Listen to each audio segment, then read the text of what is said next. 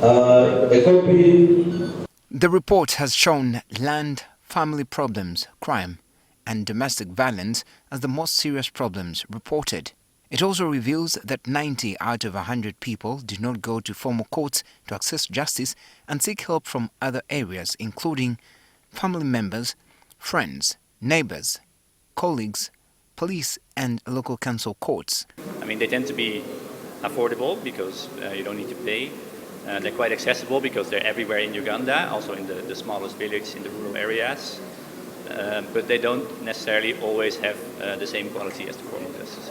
While there is an increase in the number of people who take some form of action to try and resolve problems from 80% in 2020 to around 93% today, those who did not take any action did not expect a positive outcome. We see areas where access to justice is limited, where vulnerable populations face barriers in navigating the legal system, and where reforms are urgently needed.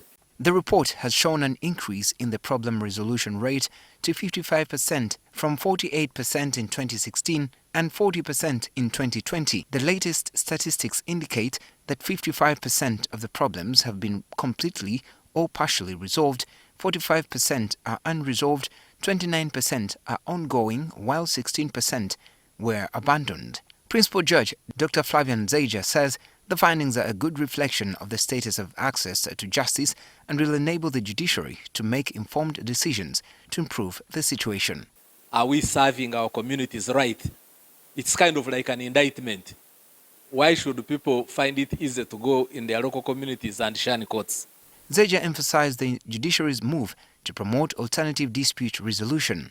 Innovations such as mediation, small claim courts, pre-bargaining and other interventions must not only be supported, but also enhanced. Many citizens go to court, but they think that both sides should win, which is an impossibility.